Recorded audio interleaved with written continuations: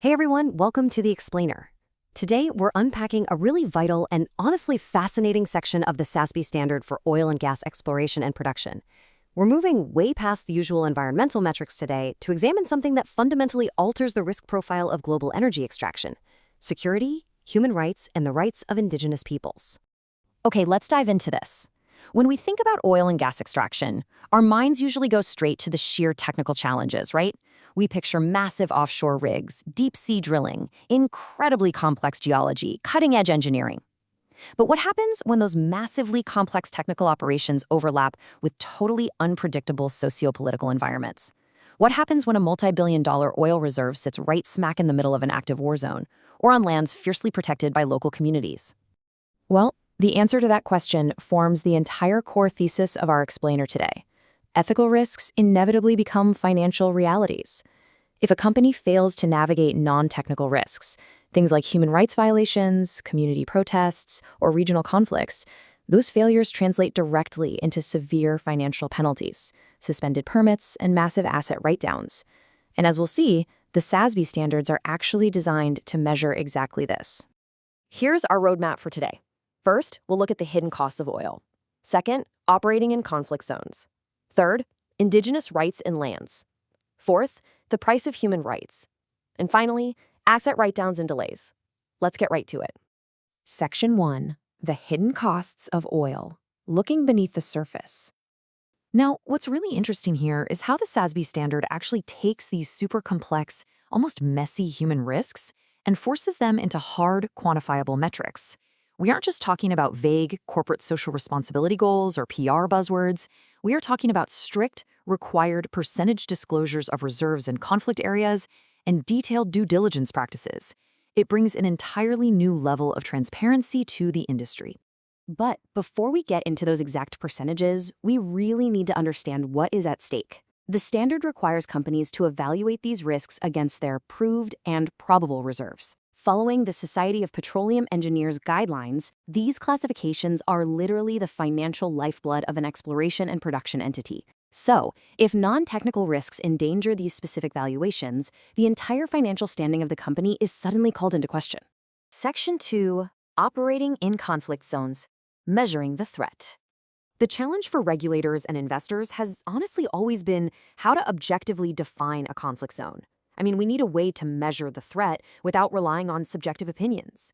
The SASB standard solves this by anchoring its metric to the Uppsala Conflict Data Program's definition of active conflict. An active conflict exists if there are at least 25 battle-related deaths per calendar year in one of the conflict's dyads, meaning between two warring parties. This is a genuinely crucial distinction because it neutrally grounds a highly volatile, deeply emotional topic in strict empirical data. Using that strict definition, metric EMEP 210A.1 requires companies to disclose the exact percentage of their proved and probable reserves located in or even just near these active conflict zones. If an entity is operating in the same country as an active conflict or in a neighboring country where operations could reasonably be affected, they literally have to disclose the volume of reserves at risk. Investors can immediately see exactly how much of a company's future value is tied up in geopolitically unstable regions. Section 3. Indigenous rights and lands. Vulnerable communities. Operating near vulnerable communities introduces a totally unique set of regulatory hurdles and community relations challenges that companies must carefully navigate. And just like with the conflict zones, the standard gives us a clear, globally recognized definition to work with.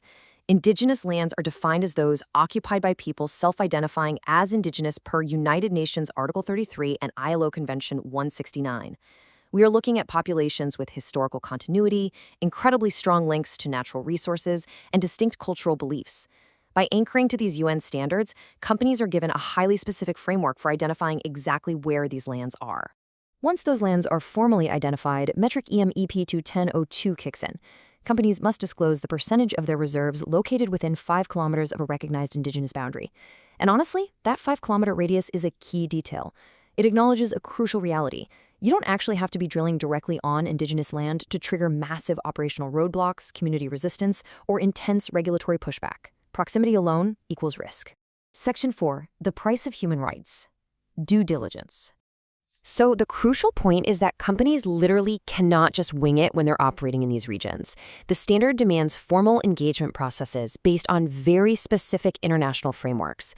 We're talking about utilizing free, prior, and informed consent processes, establishing real project grievance mechanisms, and adhering strictly to the voluntary principles on security and human rights. Adherence to these specific frameworks is exactly how companies mitigate the profound risks of human rights violations. And I think this brilliantly illustrates the spectrum of required engagement. The standard explicitly references the IPCA Guide to Operating in Areas of Conflict, which outlines approaches ranging from do no harm to do something all the way up to do something plus plus. Companies actually have to document exactly where they fall on this spectrum. They have to prove they're actively managing their security forces to prevent excessive force and that they're proactively engaging local communities to prevent disputes before they happen.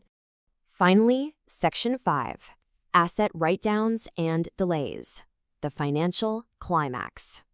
Let's move to and see how this builds chronologically, because this is where we finally bridge the gap between socio-political failures and undeniable, measurable financial losses. A company enters a region and fails to conduct proper due diligence or secure community consent. That failure sparks protests or resistance. Those protests quickly lead to intervention by host governments or regulatory bodies, which results in permit suspensions. Ultimately, the company realizes they simply cannot extract the oil, leading to a massive asset write-down. The ethical failure has directly become a financial loss.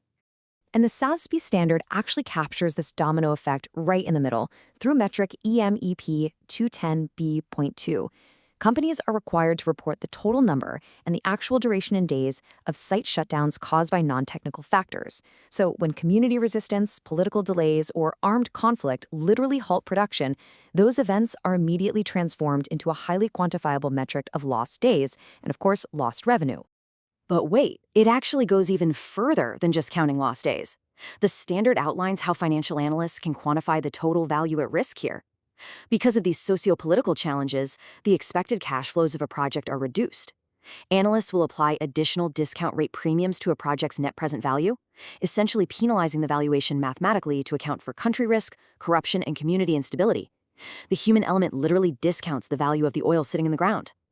Which leaves us with a final, vital thought to ponder today. As global scrutiny intensely ramps up, can exploration and production companies realistically afford to ignore the human element of extraction?